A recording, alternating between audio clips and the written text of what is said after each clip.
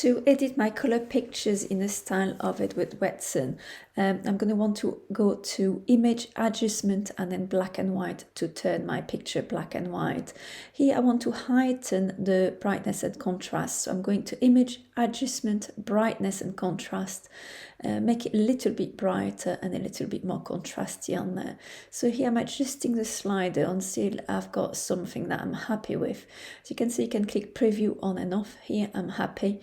What I want to do now is get the background darker on here. So here I'm using the polygonal lasso tool and I'm clicking along the edge of my picture or object on here and selecting the background, so then I can adjust the brightness and contrast of the background separately and make it a little bit darker than it is on my picture at the moment. So I'm clicking along the edge and then clicking in the background on the outer edge and double clicking to join it up. So my selection is done. So I'm going adjustment, brightness and contrast again, adjusting the sliders on there.